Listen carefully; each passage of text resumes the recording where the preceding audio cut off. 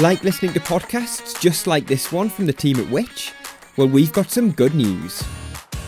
All our podcasts are now available to listen to on YouTube and YouTube Music. So whether you like listening to Get Answers, Which Shorts or Which Money, all episodes can now be listened to directly on YouTube or through the YouTube Music app. To find them, just search for the podcast you'd like to listen to. YouTube's additional functionality also means that you can now read along with subtitles as you listen. Don't panic though, all Which podcasts are still available to listen to elsewhere too. So wherever you listen, we'll see you soon.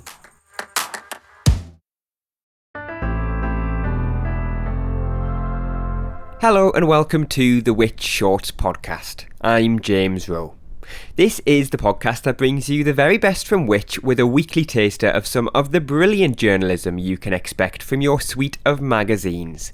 Today we're looking at holidays, specifically the do's and don'ts of eating at cafes, bars and restaurants in some of the most popular holiday destinations. In the May edition of the Which Travel magazine, Claire Webb picked out a handful of countries and gives you the answers to where to eat, when to tip, and how to ensure you get exactly what you order. Here's her piece, read by the host of the Which Get Answers podcast, Harry Kind.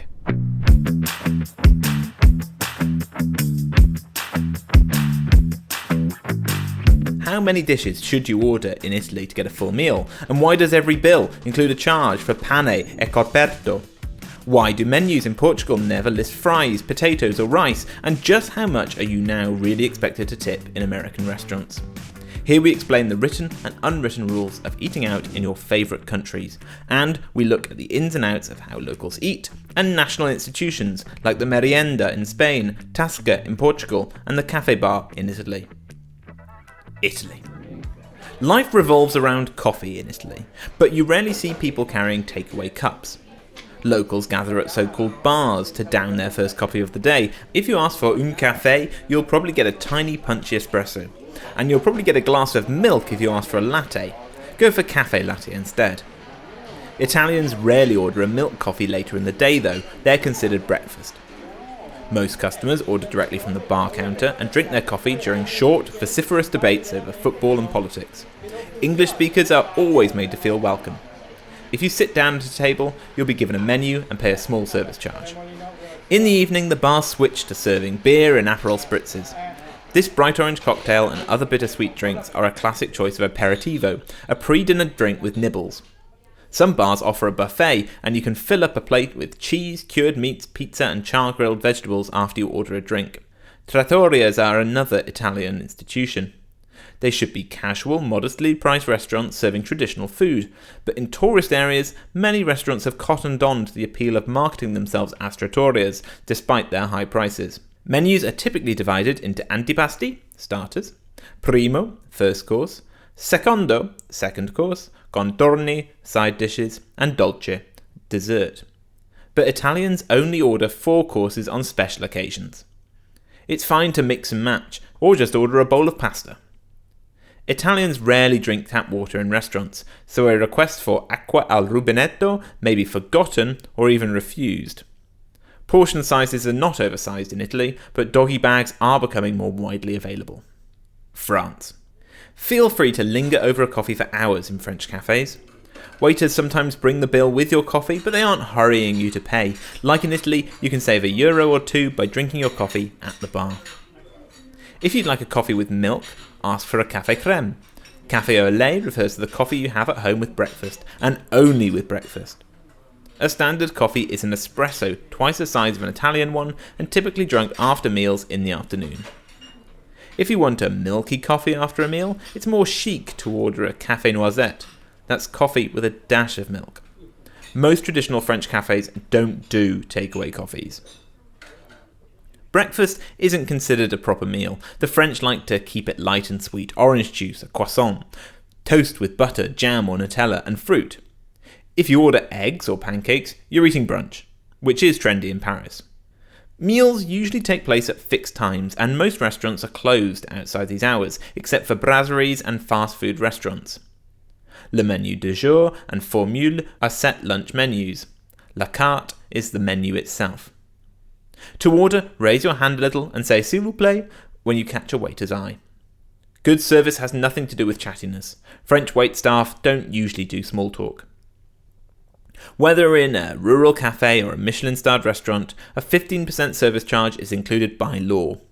It's customary to tip for good service. Round up to the nearest euro if you've had a drink, leave 1 or 2 euros a person for a meal, and 5 to 10% in fine dining restaurants. Big restaurants are legally obliged to give a takeaway box for leftovers, but the French have yet to fully embrace le doggy bag. Spain. Many bars open for breakfast, and cafes often open until midnight. Like in Italy, they're mostly interchangeable. Both serve coffee, pastries, cakes, sandwiches, light meals, ice creams, and alcohol, and are frequented by everyone. For a bigger choice of sweet treats, head to a bakery or cake shop.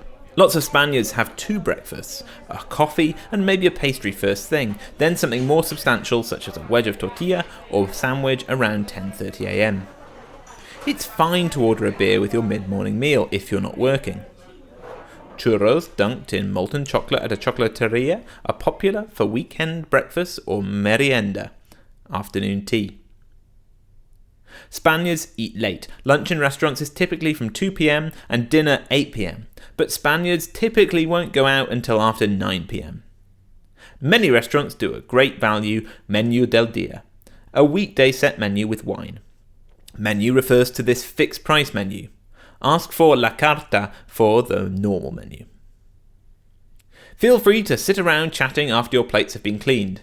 This time is known as sobremesa. Whether in a cafe or a restaurant, no one will rush you to pay the bill. It's customary to just leave small change for drinks or a fixed price lunch in tapas bars. Even in upmarket or touristy establishments, tipping 5 to 10% is enough.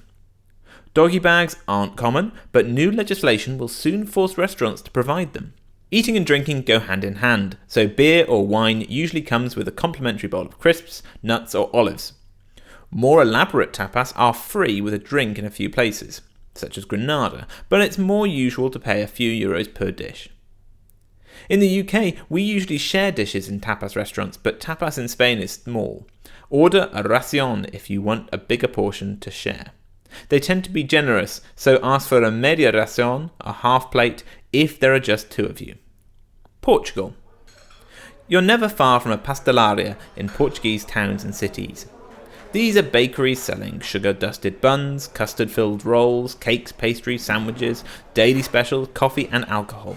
They're great for a typical breakfast, such as a sweet bread with ham and cheese, with a mea de leche, latte, galao, a milkier coffee served in a glass, or espresso. The waiter will give you a tab, which you take to the cashier to pay. Stop at another to enjoy lanche, Portugal's answer to afternoon tea, when locals snack on baked goods or deep-fried titbits. Tascas are traditional, often family-run taverns with traditional dishes like salted cod or stew and jugs of wine. Typically, carbs aren't listed with dishes on the menu, but you'll be served potatoes with fish and fries and rice with grilled meat. During lunch, most restaurants have a good value dish of the day, or ementa turística, a fixed-price lunch set meal.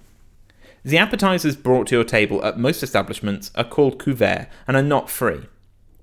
Bread, olives and sardine pâté usually cost a couple of euros per person, but a local cheese or prawns will cost more, so make sure to check. It's acceptable to send them back if you don't want them. Bottled water is served by default, but you can ask for tap. If you opt for bottled, you'll be asked if you want it chilled or at room temperature, which is the Portuguese preference. Servings tend to be huge for dinner in traditional restaurants. If the dish isn't part of a set menu, you can share a portion, uma doce, or a half portion, meia doce. In seafood restaurants, fish of the day prices are by the kilo. You can ask the waiter to weigh it before you commit so you don't get a surprise at the end of the meal. The USA. Before Starbucks came along, Americans drank filter coffee with cream, half and half milk, half cream, and creamers, which are cream substitutes. A cup of joe is still drip coffee in diners, fast food chains, and small towns. If you ask for a regular coffee at a bodega cart in New York, you'll be given a coffee with milk and 2 sugars. Elsewhere, regular usually means a black caffeinated coffee. Do not order tea in America. It leads to disappointment. America is famous for hearty bargain breakfasts of pancakes, waffles, hash browns and streaky bacon. Usually the menu will indicate exactly how many items are included. Diners in big cities typically open from early morning to late at night, but close after lunch at 3 or 4 p.m. in smaller towns. Lunch service in restaurants stops around 2 p.m. and kitchens often close at 10 p.m. However, inspired by the UK, almost all sizable towns have a gastropub that serves standard American fare from lunch until late into the evening. Americans expect drinks to stay ice cold throughout their meal, so they usually come with half a cup of ice. Ask for less if you don't want a watered down drink. Refills on soft drinks are usually free. We all know American portion sizes are huge, but they can be alarmingly so in some chains. For example, a small soft drink from McDonald's is 89% bigger in the US than in the UK, while a large fries from KFC is double the size. Don't worry if you overorder though. Americans aren't embarrassed to ask for a doggy bag. It's said this custom began in the 1940s when there were food shortages and leftovers were fed to pets. Nowadays, diners usually say to-go box. Menu prices in restaurants and bars don't usually include tax, which varies from state to state and city to city.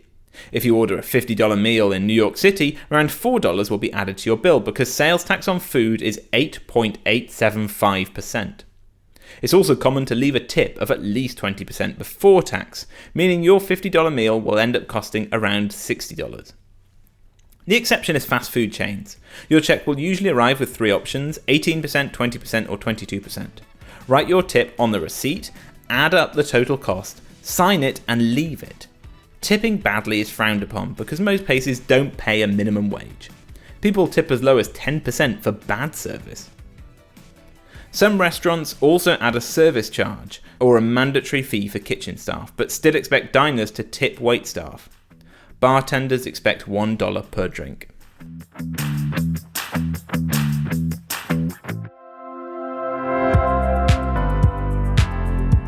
Harry Kind was reading that piece by Claire Webb, originally published in Which Travel Magazine's May edition. Want to subscribe and get the magazine delivered direct to your door? I'll pop a link in the description of today's show.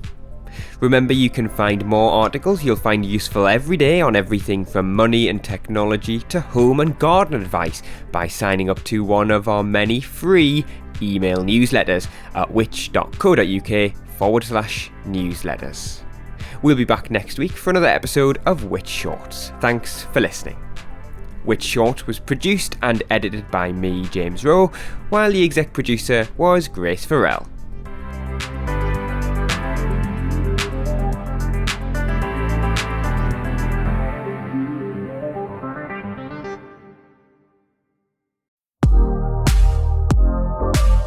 "2023 was momentous in the fight against fraud.